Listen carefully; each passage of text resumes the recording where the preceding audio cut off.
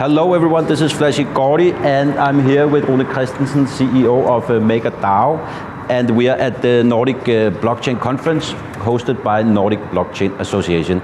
And I spoke before with RUNE at Tech Barbecue and we covered a little bit of what MAKER DAO is doing. So now I would like to get just into some more recent events. And today when I met up with RUNE, we were talking a lot about South America. And maybe RUNE, you can tell us, what have you going on in South America?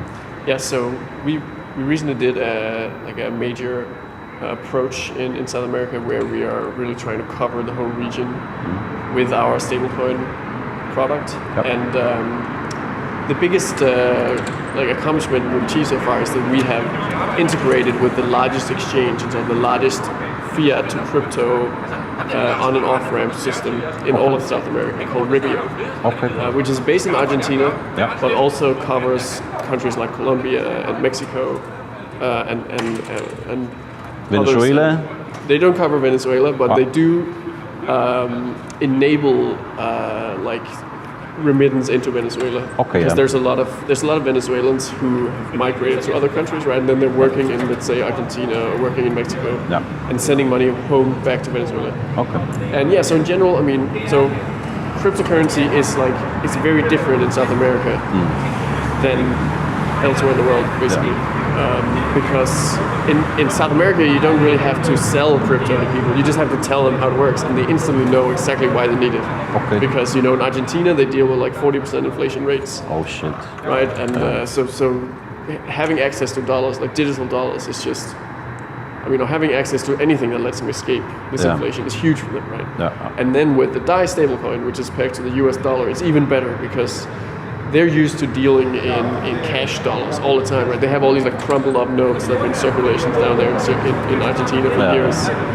And by getting access to digital dollars directly and in a more integrated way that really works really well with our banking systems, that's just a game changer, because that really enables just much more efficient use of the stability of the US dollar to them. So we also saw that as we announced this partnership, it was immediately picked up by all the major newspapers in Argentina. So they were just it's just really obvious to everyone down there why it's important. That's interesting. So you're providing the stable dollar and it's in a digital fashion as a cryptocurrency, so it's easier for people to get it, and they don't have to have all these old bills lying around that's been going around society. And also you have the ramp from fiat to cryptocurrency that you are working with your partnership exchange down there, or a bank or whatever it is. And you have, as I understood, you have you actually have an office in Buenos Aires. That's right. And you're working from there, and you also have done some work in close to Venezuela, or in a town close to Venezuela. Is this true? Yeah. So there's we've been looking at this interesting phenomenon that the border towns next to Venezuela are becoming increasingly these hotspots for basically for trading in US dollar bills, but also in cryptocurrency. So they're also becoming these cryptocurrency hotspots.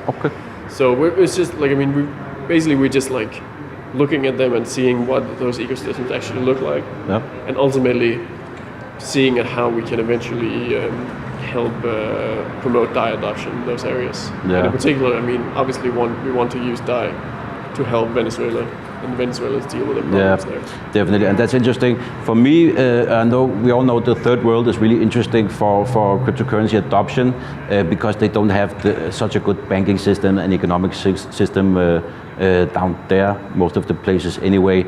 And for me, I've been hearing mostly about Venezuela and been talking to people about that, but it's really interesting to hear that also in Argentina, people are really looking into adopt, and maybe the rest of South America.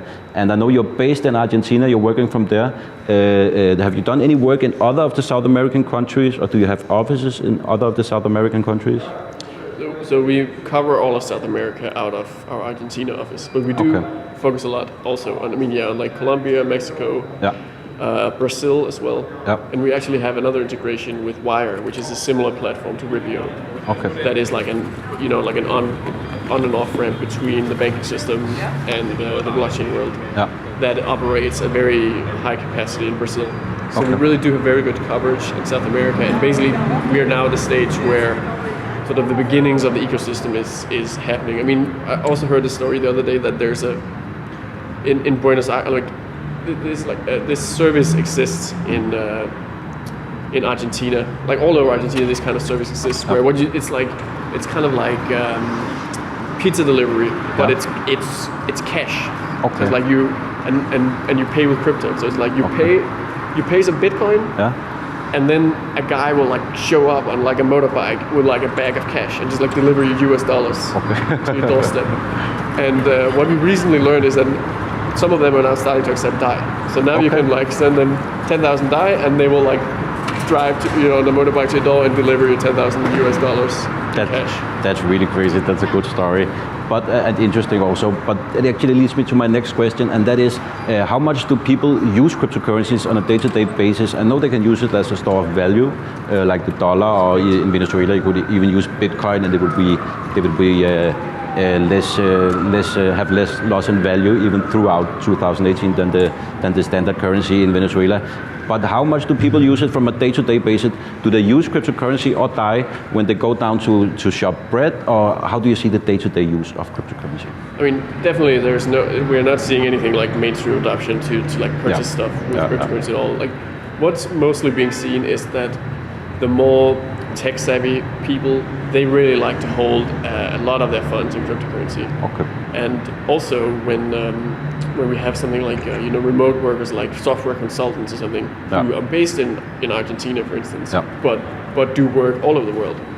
They always it's pretty standard for them today to actually demand payment in crypto, because that is just the best way for them to get paid. They really don't want the money to like have to go into the banking system there. So I think that's a really interesting measure of adoption, right? That we actually have people who are like where the best option to get paid for like very routine standard work where you're just working overseas from home, and you actually prefer to get that in crypto.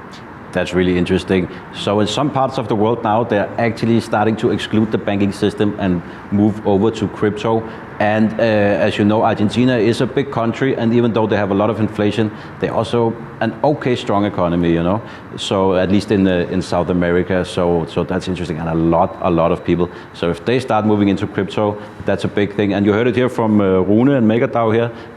They're really getting into Argentina. They have a partnership with one of the biggest exchanges and a fiat crypto on-ramp. Doing so they're building down there, and I know that your guys, actually the guys that are down in Buenos Aires, was actually from your core team and has been with MAKER DAO from back in the day. Is this correct? Yeah, so it's like the two original Argentinians we have in the team were like original core developers of the like the smart contract platform. But since then we've like in earlier this year, we set up an office. So they usually just work from home, right? We set up an office there, and we hired like a proper like business development and marketing team, and community development down there. So we have a much more like actual operation going.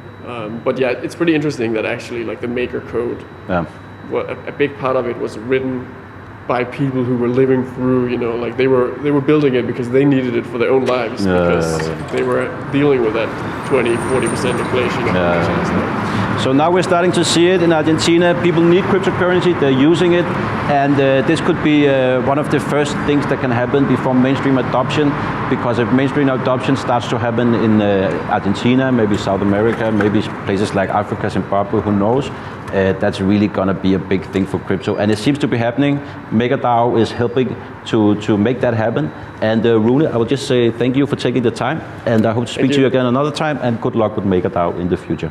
Thank you. Okay, bye.